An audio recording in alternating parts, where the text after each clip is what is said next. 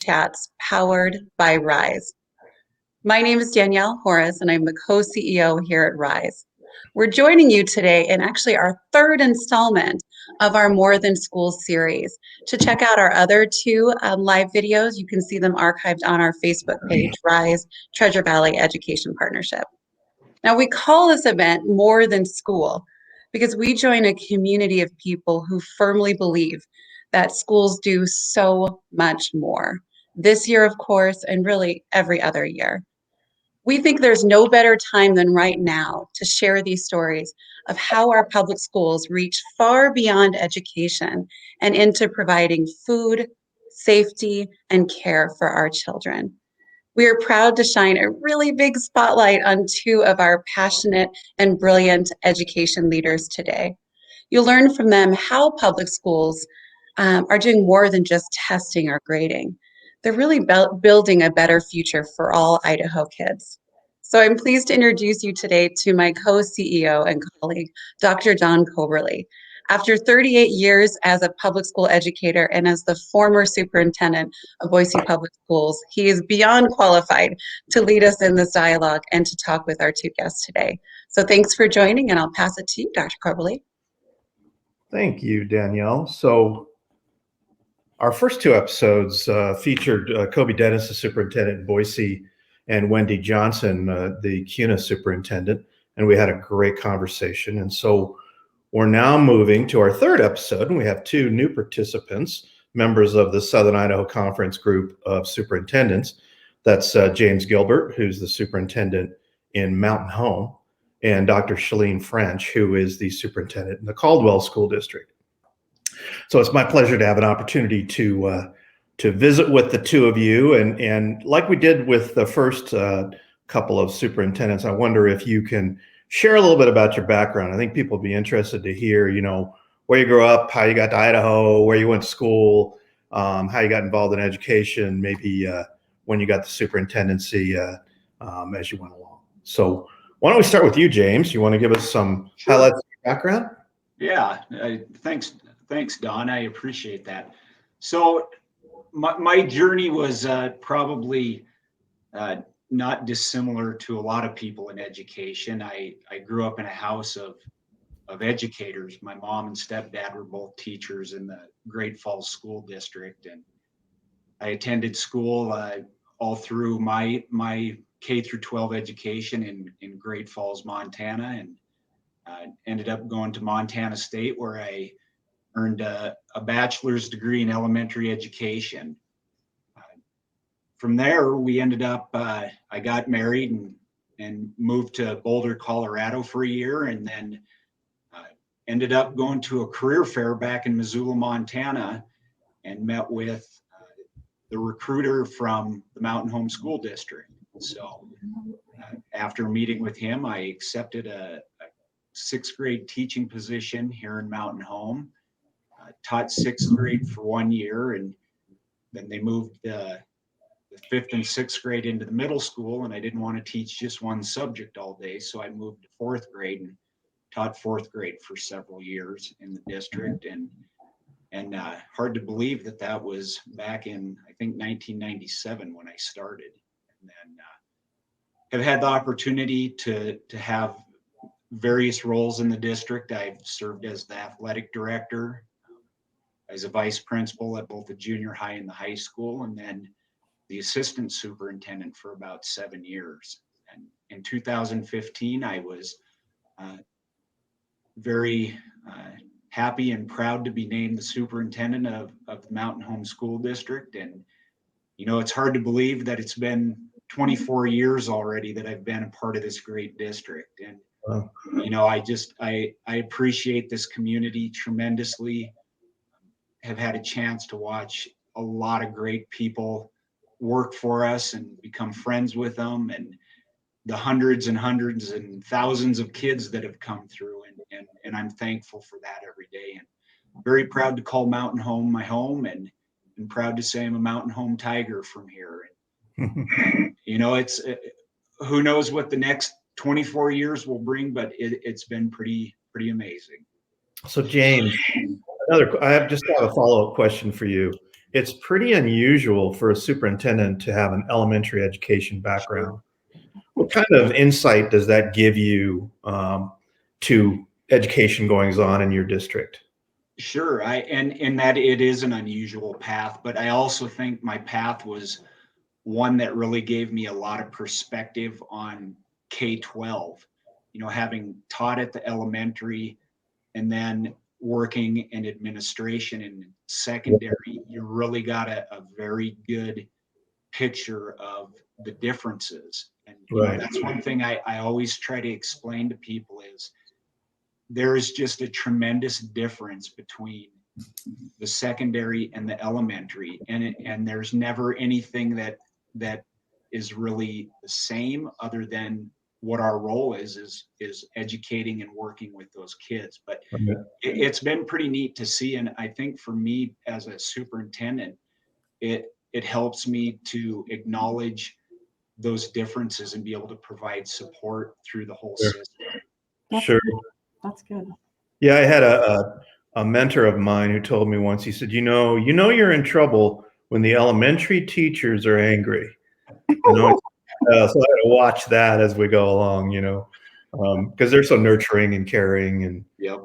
it's just a different path. So how about you, Shalene? Well, thank you. And James, that was nice. It's nice to get to know you a bit more on that, on the personal end. So I'm definitely an Idaho native. I was thinking about this. So I went back, and my first great grandparent that I know of, that it was 1879 when he was born in the state of Idaho. So I don't know when his parents migrated here. But I'm like, wow, my family's been in Idaho for a while. I'm from Eastern Idaho, so I'm an Idaho Falls Tiger. I must like cats because I am a Caldwell Cougar now, and that just must be my thing. So Idaho Falls Tiger, graduated from Idaho Falls High School, and I went on to Utah State University to get a degree in business. So I went into business and retail management for a few years, and I was living in Yuba City, California at the time when the retail company closed down. And so I took my severance package and moved back to Idaho. And while I was looking for a job, I substitute taught. And I'm thinking, I don't know how education can convince a substitute teacher that, you know what, this is the job, this is what your calling is, and this is what you need to be. So I went back to Idaho State University and earned my degree in I'm a K-8 certified teacher. Mm-hmm. And I taught at Rocky Mountain Middle School, which is a Panther. We were the Panthers, another cat. So I taught in the Bonneville School District for several years, became an assistant principal there, became a principal at Rocky Mountain Middle School. And then eventually I moved to the central office as a human resource director for the Bonneville School District.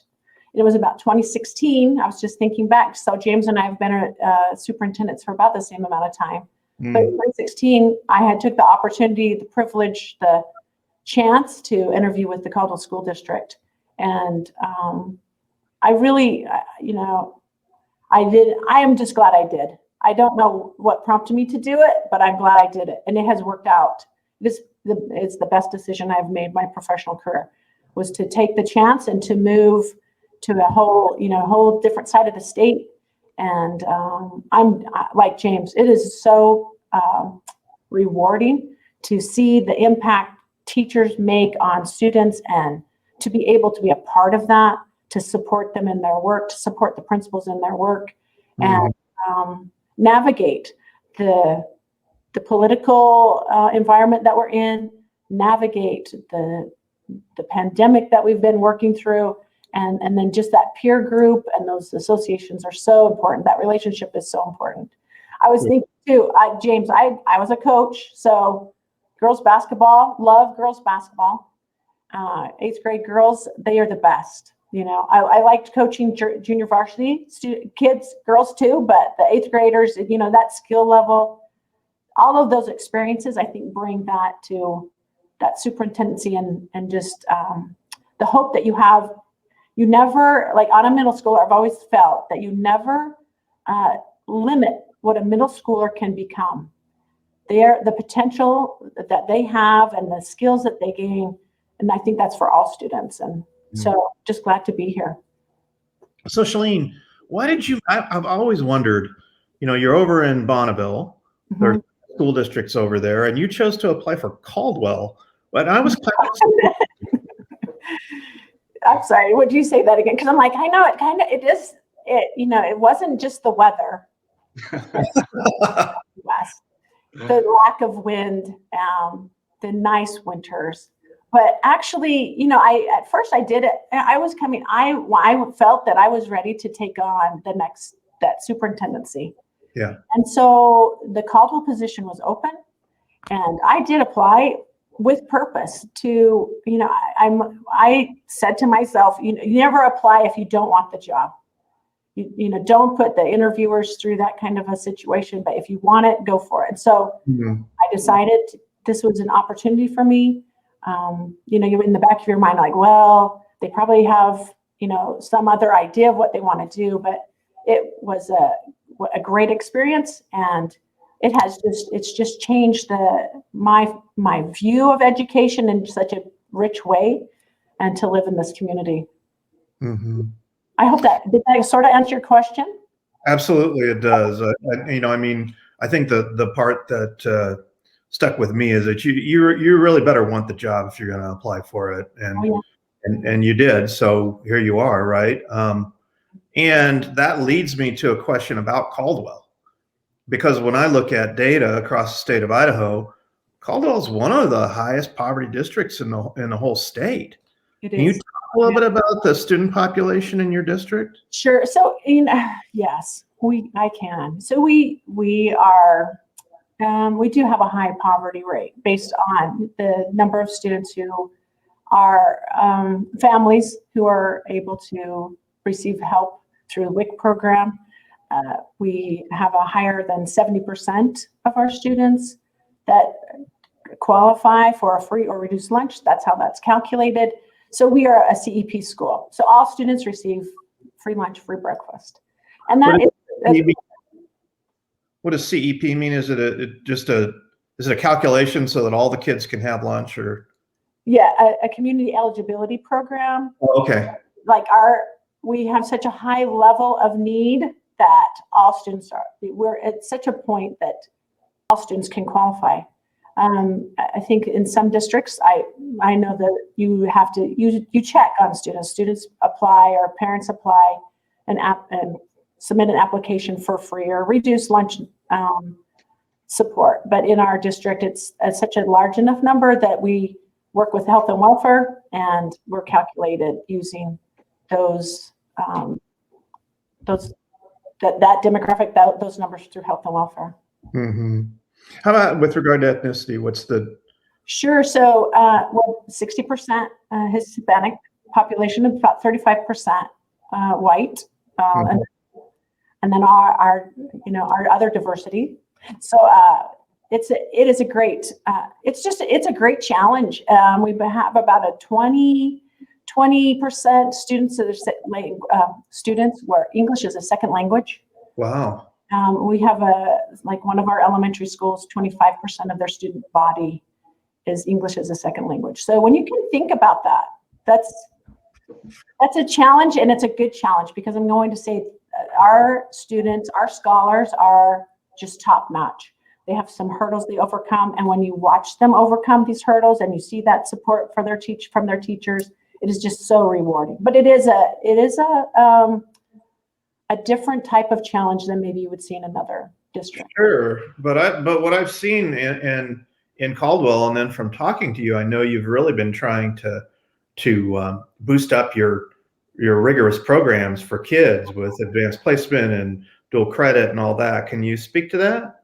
Well, yes, I would love to speak to that. I think James is like me. When and part of that, Don, I'm going to say is my association with you, and visiting with you about the importance of AP, visiting with our high school principal and the importance of AP, and then just really committing to AP courses, and then opening those to all students. That we don't have a gatekeeper program. if you have an interest and you have a desire, we're going to encourage you to take that class. And we opened up an AP Geography class. Oh, you did? We did open based on your recommendation. Yeah. And just had a report this week of how positive that's been. It's a really good entry class for students to really recognize that they can take rigorous coursework to prepare them for college. Our dual credit increased that with Boise State University, but just those offerings and the teachers' willingness to open that to all students, not just necessarily the ones that think they're on track, but the ones that may be, they don't know. They're sort of marginal, or they might be the first person in their family to even consider going to college, or they might be a first person in their family to graduate from high school. And just having that level of, that opportunity, and then having the professionals at the buildings encouraging students to just push a little harder, reach a little more. And I was going to also say, with that, we may have to talk about our preschool and our early learning emphasis, because it really is starting there. And we recognize we have to start there in order to prepare our students to be ready and have the confidence to take on those upper level coursework, those AP classes, those dual credit. I mean, it starts in the elementary, obviously, the kids get. Yeah. Mm-hmm. So, hey, I'm going to just continue this just for a second, Shalene. So can you talk a little bit about opportunities your kids have to, if they're not college bound and they want to do CTE classes, are there some things that are offered? Yes. And I'm a CTE fan too. I'm just like, so we have, yes. Explain what CTE is too, would you? The Career Technical Education coursework. So our welding, our auto shop, we have a strong business offering. We've added CNA. So Caldwell had CNA, and there was a really beautiful room built for the CNA program. And then we didn't have a teacher, so we had to close the program. We were able to bring that back. And I feel like we've really worked hard to make sure we had a good instructor in there. And I'm really grateful for the individuals who will come from industry and take on a CTE class, because people who are teaching could be in industry, working at their own business or in a hospital system. And anyway, okay, so continuing. So we have CNA, our medical tech program. We have sports medicine. Then I can't forget welding. I hope I said welding. Welding is a big deal. And we have an excellent welding teacher. And our shop teacher, auto shop, it's just so fun to work with them. We've added ag since I came, because I'm like, we live in Idaho. Ag is Idaho. So every school should have ag. And we have a really good teacher who's taken that on, and we're able to complete a greenhouse for that program. And it is fun to watch. The interest level has just increased. Understanding that ag isn't necessarily all about gardening or animal science, but there is so much, the chemistry, when we were right next door to Simplot, they're in our neighborhood, and the business industry that ag offers for our students to go in. And then we've added FCS. That was as per a student group. I had met with them, a focus group, and they had asked to have family consumer science added to the curriculum. So we worked to add that, and it is a popular class. We could probably have two teachers in FCS, and cooking and those skills with parenting, or I want to say infant skills, the preschool skills that they can get out and earn a certificate, possibly to help in a school. That's great. Okay, thank you very much for that moment.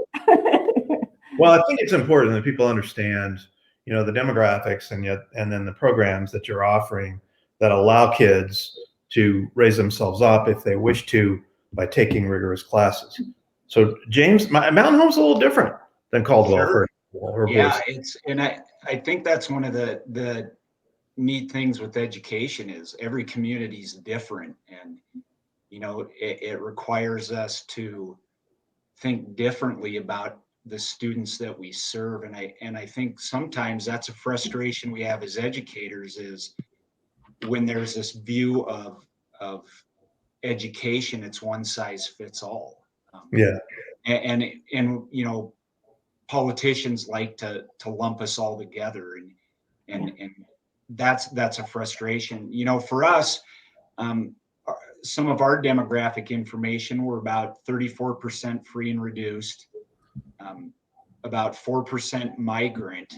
Mm. And then, but the big one for us in this community is, you know, about anywhere from a quarter to a third of our students are militarily connected with Oh, Air Force Base. sure. And so, you know, that's makes for a very unique school district and very unique situation. We've got about 3,800 kids in the district right now. And, you know, for us, that number's been kind of stagnant for a while, but there's a lot of growth coming our direction. But one of the big challenges we always face is mobility. You know, whether that's through migrant populations, but for us, honestly, the bigger mobility issue becomes with our militarily connected. And it's pretty amazing to see, you know, when you see a transcript, a high school transcript on some of these kids, and they're in their sixth school, you know, it just tells you how the required flexibility those families need. And so that's really what we try to do, is remain very flexible Sure. with that demographic. But you know, it's interesting. We have good diversity in the district, and I think that's really, you know, historically in Mountain Home, that's pretty common, and a lot of that is, again, because of the Air Force Base. So it makes for a unique challenge, but it also, you know, is such a tremendous benefit to the community. And so, kind of talking on some of those advanced opportunities, Don, one of the things that we made as a point of emphasis a few years back was to really focus on dual credit opportunities. Yeah. We do have, you know, a handful of AP opportunities, but for us, it made more sense, and it still makes more sense to try to offer as many dual credit opportunities. So what's the difference, James? So dual credit is the opportunity for the student in that class at the end of the semester, if they or end of the year, if they pass the class, they receive a college credit through the college that's offering that. So we have a lot of staff that teaches for BSU through the dual credit program, whereas the AP program requires that student to require the AP exam afterwards. Right. Sometimes there's some issues, you know, with dual credits transferring and those kind of things, but that's gotten much better. So, you know, it's not uncommon for us to have kids that are graduating high school with 20 credits, and in some cases more than 30 credits. You know, and a lot of those kids are able to basically start college as a sophomore. Right. The financial benefit to families with that is tremendous. And so we've really embraced that.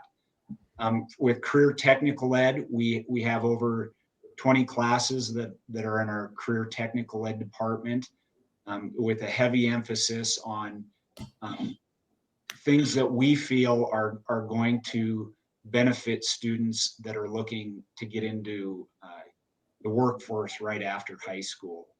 You know, all of them are great programs, and it, you know, it's pretty neat to see we were able to add a pharmacy tech program. Oh, yeah. It's kind of amazing to think we have a certified pharmacist on staff who teaches for us, and you know, that's an opportunity not a lot of places have. And so those are programs that have really inspired a lot of kids, a lot, and it's neat to watch the loyalty within those programs. Yeah. And so, you know, on the lower end, one of the things that we've done is, this kind of goes back to like Shalene's comment about, you've got to get kids ready early so that they can take advantage of those rigorous courses in high school. And so a couple of years ago, we were able to implement full-time kindergarten. Oh, I didn't know that. That became a priority in the district, and it's made a huge difference already with just having kids that may have come in not kindergarten ready, that it gives us the time to get them to where Sure. they need to be. And that early, as you know, Don, the early remediation is such a critical aspect to getting kids to advance. And so we've tried to make that an emphasis, is we want to have as much remediation opportunity early in that child's academic career, so that when they become a junior and senior, their senior year, they're taking dual credits or AP classes and earning credits. Right. That's good. That's interesting. So, James, I don't know if you knew this, but I was an Army brat growing up and lived overseas and in Virginia most of the time before we moved to Boise when I was in the 9th grade. And I know 2.5 years you were gone and you go to a new place. And so if you take a school district, now a significant portion of your population is moving, every 2.5, 3 years. That's a challenge. And on the flip side, they're kids who have experiences to share that are unbelievable. Absolutely. Yeah, there's been, some amazing kids come through that are militarily connected, and some unbelievable families. And, it helps broaden that experience for all of our kids. Sure. I'm a dad. I have 2 kids that attend our schools, and I look at that and just go, it's one more thing that they get to experience that positively impacts their education. Absolutely. Yeah. Very nice. So, where are you guys with hybrid, in person, blah, blah, blah? What are you already back in face to face with everybody or what? Shalene? We just started. This is our first week back where everyone is in person all day, Monday, Tuesday, Thursday, Friday, but it started Monday. So we've been in a hybrid model since the start of this year, January, and I can't tell you how thrilled everybody that I speak to, how thrilled they are that we are back. The teachers are so happy to have children back, and when you talk to the kiddos in elementary and they give you the high five and the cheers, they're excited to be back. So we just started this week. So what kind of measures are you taking to care for the safety of the kids? Are there social distancing or what? Well, masks are required. Okay. So we do require masks and for everyone, and they do mask breaks to get kids outside. But we do expect that, and we have expected that all year, and we will expect it through the rest of the school year.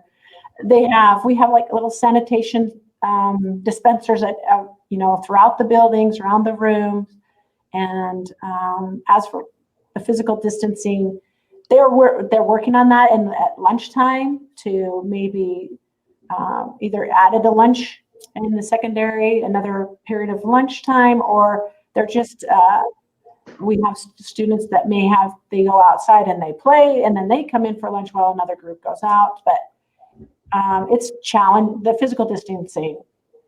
I appreciate everyone's effort to make that work as best that they can, but I wouldn't guarantee that that's happening. Kids are so excited to see their friends that they are not staying 6 feet away or 3. Sure. All right, James, you've been in person for a while. Yeah, it's I would describe this year as an amazing challenge, but it's also been extremely rewarding. We were in a hybrid model for a long time, and our students returned full time on March 8th. We're 5 days a week, and it's neat to see the excitement of our kids returning, the kids being excited and the staff being excited. Mm-hmm. I don't think anybody ever got into education to say, I want to teach in a hybrid model or I want to teach in a remote model. Our educators, they want the kids there. And so it's there's been challenges, but overall, I think to see how successful we've been this year with keeping the doors open is a compliment to our staff. And, you know, I'm appreciative our school board implemented a face mask mandate right at the beginning of this. And I attribute that to really us having a pretty low number of positive cases district wide. But it's been interesting. It's come with a lot of anxiety for our staff. And you know, I think that's one thing that often gets overlooked in this is the mental health of our staff. It's, you know, just you started off with, like with everybody going through the pandemic, just the unknowns and the anxiety that comes with that. And then every time a format is changed, there's anxiety with it. But I will tell you that since our kids have been back, a lot of the anxiety has gone away.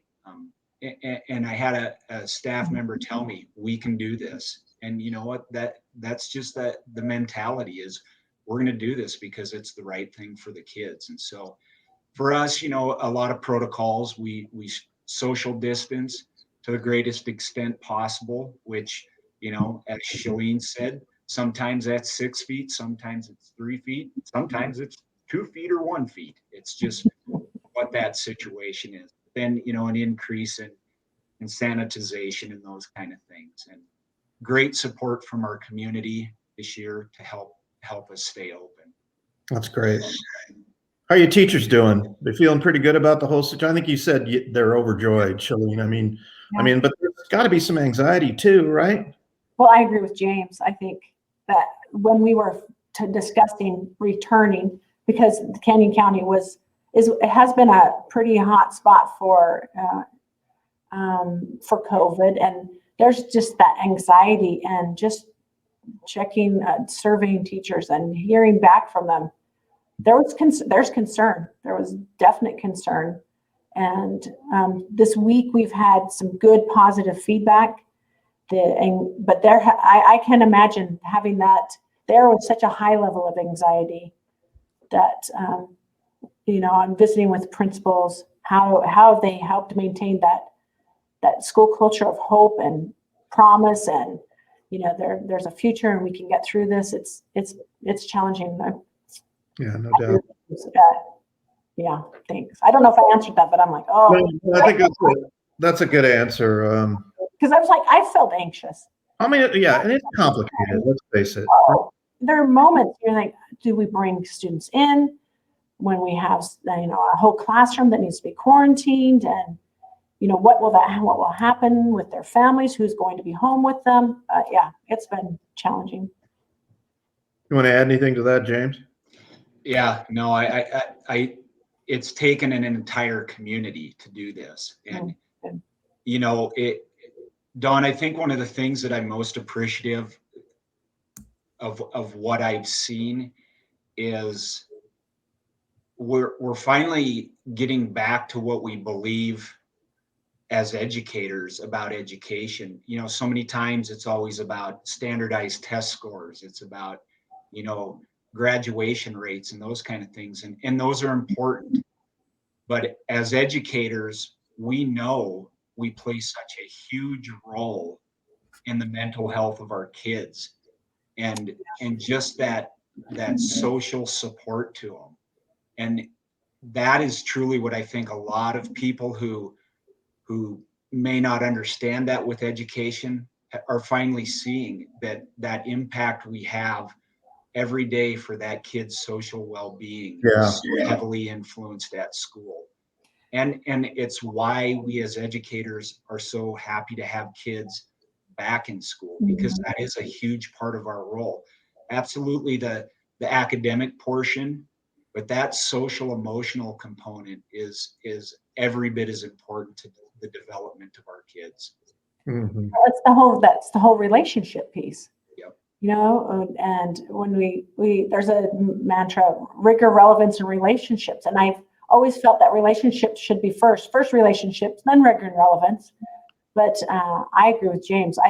I just the light and individuals' eyes, and even here in the district office, the principals, just that feeling of they're back and I can connect with them. Right. Right. Yeah. So I'm going to change topics. And I read a story in Idaho Ed News the other day by, I think it's a new reporter with a couple of, like Clark Corbin is gone now. So they've replaced Clark with another reporter. And the story was about finances. And there was a line in that story that said that school districts are awash in funds. And it was referring to fund balances and federal money. And it made it sound like you guys are rich. Can you talk a little bit about where you are with? I mean, I'm assuming you have a fund balance, but there's a reason for that, right? Mhm. James? Sure. Yeah. You know, that's an interesting perspective to write it. You know, a lot of this is just simply federal money that's coming to districts that is being used to supplant money that used to be state money. And so, you know, it's not this big influx of cash. You know, and part of this is some of that was designed exactly, you know, for what it needed to be to help us deal with educating in the pandemic. You know, you look at the increased costs with technology, the increased costs with cleaning, the increased costs with staffing. I mean, all of that. So, you know, to say that we're awash in money is not accurate. You know, do we have a fund balance? Absolutely.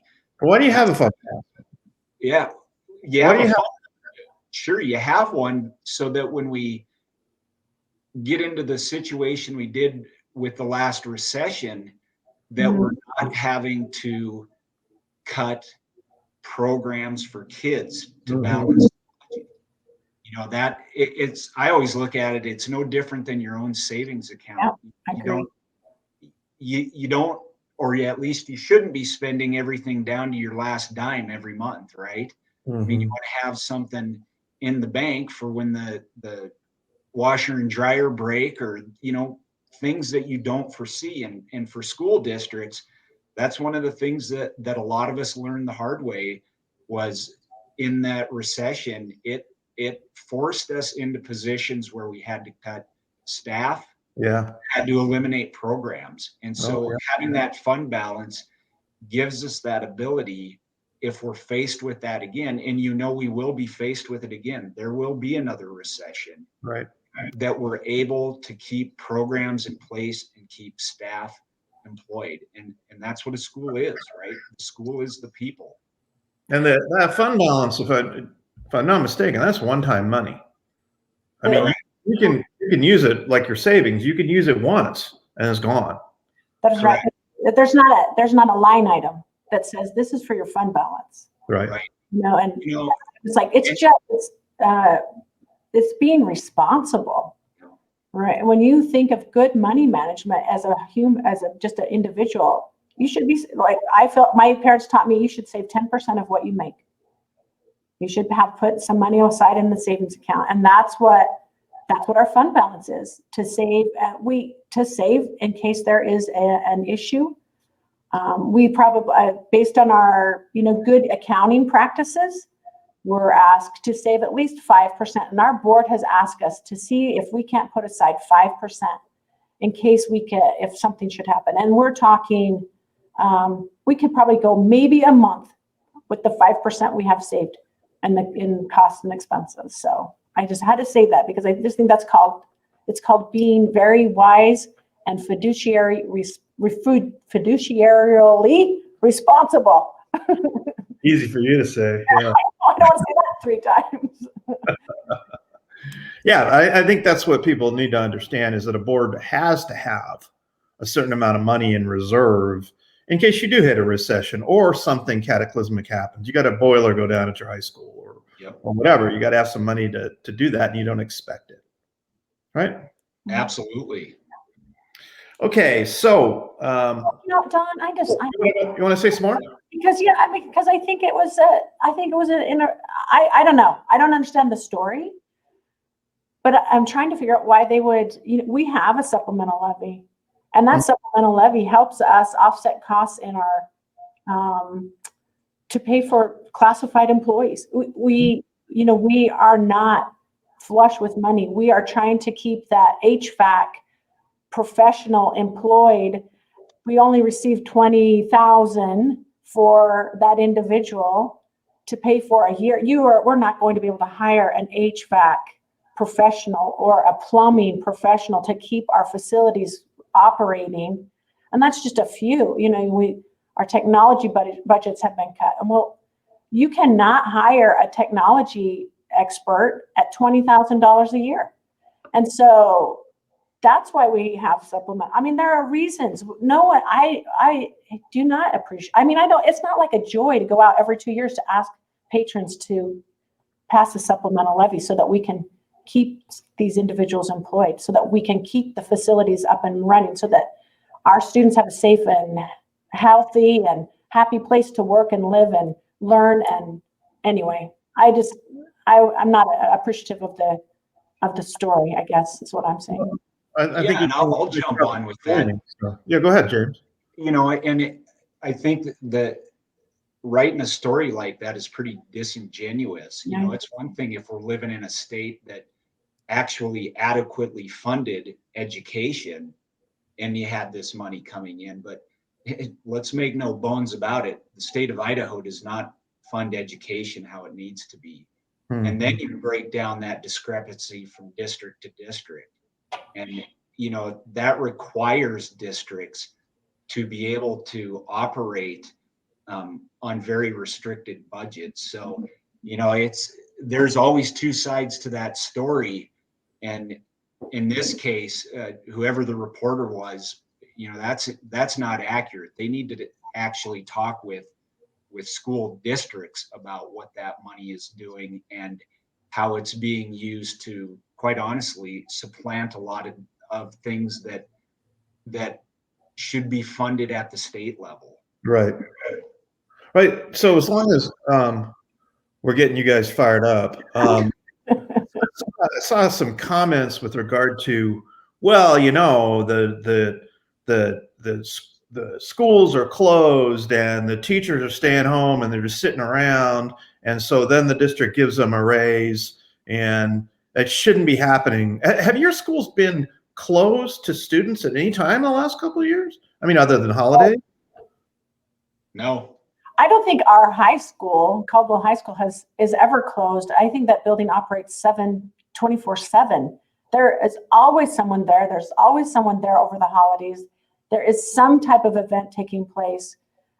It's the only auditorium, pardon me, sorry about my lights there, but that's the only auditorium that our district has. And it's one of the nicer auditoriums in the area. And, we rent that facility out. We allow, our athletes are in and out of that facility. So even during the pandemic, we may have been remote. We still had students coming to school. Sure you did. We recognized there was still a need, and principals were making arrangements with parents. It was on an individual basis. They have not been closed. No, that I think is funny to hear that schools are closed. No, you know what? We may have been in a hybrid model during this, but our teachers are at school, and there's days that kids were at school there. And to think that the staff wasn't working is just outrageous. I would go as far as to say the effort required by our staff this year is probably at an all-time high, because you're having to do multiple things for prepping for an online component and a live component. And, that we have a lot of fatigue right now. And so, schools have been open, and I don't want people to think that just because certain parts of the country may have had schools closed, that's not us. Schools have been open. Yeah. Well, and teachers are available for parents and for students. And I'll tell you, if they haven't been, I've heard about it. And then we make a contact, we make a call and figure out what's going on and why somebody feels that they're not getting the response they need. I feel like our parent-teacher contact has been phenomenal. So parent-teacher conferences in the future are so different than they will ever be, than you ever thought in the past. What a parent-teacher conference was, you came one night, you sat at a table in a gym, and our parent engagement and that, or at least that parent communication is so, it's just Right. better. So I've got a bunch more questions I wanted to ask you, but we're right up against our deadline. I think we're going to have to do another one. I know that, you know, this has been an opportunity for you to really visit with us and share about your districts. But I have some other kind of more philosophical questions that I want to ask. And so we'll do another episode if you guys are both game. Okay. Sounds good. All right. So anyway, I want to just say thank you so much for your remarks and for clarifying some things for people. And we'll look forward to talking to you again in the future. Thank you. Mhm. Thanks. Thank you.